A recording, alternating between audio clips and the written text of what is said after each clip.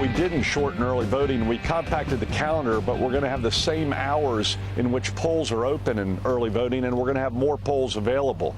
So it's going to be almost identical. It's just the schedule has changed. What? That was North Carolina Governor Pat McCrory telling our own Chuck Todd that his new voting law doesn't shorten early voting. Oh, no. It compacts it? No. McCrory, he's the poster child for why 2013 has really been a terrible year for voters. He's one of 8 governors who signed into law a slew of new restrictive voting laws, putting them on the books just this year. In North Carolina, new restrictions on things like early voting, same-day voting, voter ID requirements, among many others, could mean that up to 3 million North Carolinians could be out of luck when they try to vote in the next election. Now, that number 3 million becomes even more important when you consider that in 2012, Mitt Romney won the state by less than 100,000 votes. And North Carolina is a key prize in presidential elections with 15 electoral college votes. Governor McCrory also won by just over 500,000 votes. Now, if you are Governor McCrory, these laws are common sense, because most voters negatively impacted by the law, they weren't going to vote for him anyway, like African-American voters who overwhelmingly voted against McCrory in 2012. And yes, race is a factor, as we saw on The Daily Show back in October. The bottom line is the law is not racist. Of course the law is not racist, and you're not racist.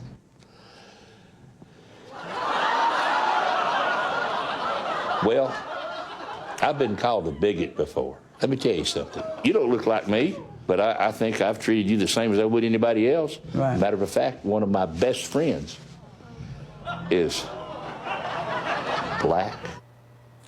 Okay, yeah. Earlier this week, a judge in North Carolina decided to postpone challenges to the law until after next year's midterm elections, which is also after most of the law goes into effect. Now, the case could have far-reaching consequences, impacting challenges filed in a number of states across the country as part of efforts to protect voting rights.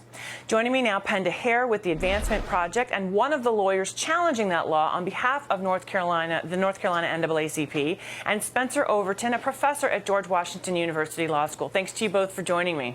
Thanks. Thank you. Penda, I want to start with you and talk about what's happening in North Carolina, because it really has been in some ways sort of the ground zero of the worst in terms of voting restrictions. Yes, Karen, you are absolutely right. This has been called the monster voter suppression bill. It makes it more difficult for voters to vote and have their vote counted in a number of different ways, including, as you noted, taking away a full week of early voting and one Sunday of early voting, a time when African-American churches have what they call souls to the polls. So they will only have one Sunday to do that under this law. So we went to court this past week on behalf of the North Carolina NAACP to argue that this case should be decided before the 2014 election so that voters will not be harmed by actually having this law go into effect. And what the judge did is the magistrate judge gave us a preliminary injunction hearing next summer in July. So we will be able to present voter testimony and expert testimony and try to convince the court to issue a preliminary injunction so that the law would not go into effect until after a full trial, which would be held in July of 2015. And, Spencer, reading more and more about those laws, I was preparing for this, I just thought, who does this guy think he's fooling? I mean, it's so obvious what the intention is here. I mean, even this law restricts things like pre-early registration for 16 and 17-year-olds. That should be part of our civic duty. We should want young people to consider voting as an important thing to do. That's absolutely right. And, they got rid of that election official that you mentioned. But this has got to be about more than just messaging.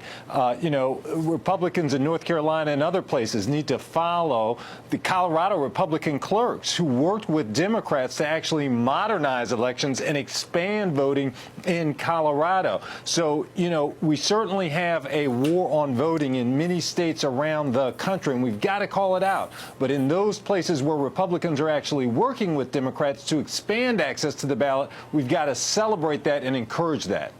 You know, I want to show something. Representative Mickey Michaud on the North Carolina voting law, he said, quote, "I want you to understand what this bill means to people. We have fought for, died for, and struggled for our right to vote. You can take these 57 pages of abomination and confine them to the streets of hell for all eternity." So, Penda, obviously, this is going to be quite a battle here in terms of pushing back on each of these provisions in this law. Absolutely, and we've challenged this law under the Voting Rights Act of 1965 and also under the Constitution, and our claim is that the law is based on a discriminatory intent to discriminate against African Americans.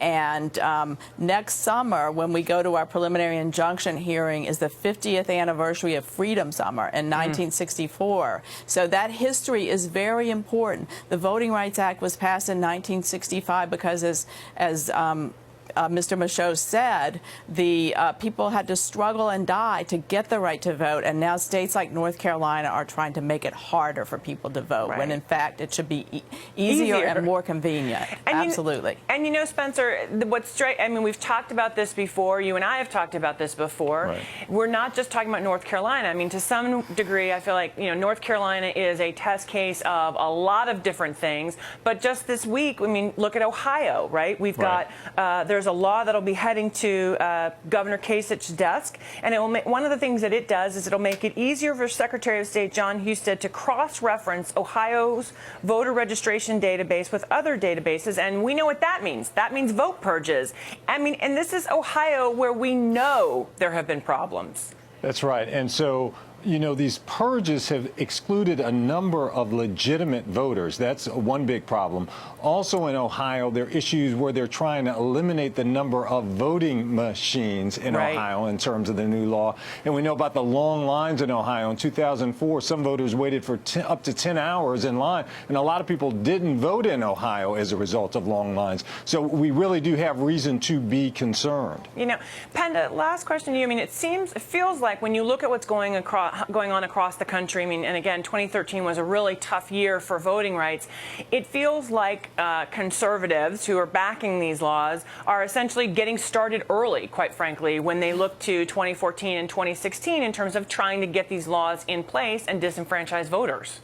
Yes, this is a pattern that really started after the 2008 presidential election, and every cycle it's getting worse. And fortunately, the courts have caught on to this, and they have been pretty active in striking down these laws. And Advancement Project has 2 cases pending now in Pennsylvania and Wisconsin, other states that have tried to make it harder to vote. And we are really calling on the federal courts to step up and look at these for what they are, which is politicians really manipulating the rules in order to keep voters from voting and make it harder to vote. Well, we are going to keep an eye on all of that here at Disrupt, and I'm sure we'll be talking about this again. Penda Hair and Spencer Overton, thanks so much for joining us. Thanks. Thank you.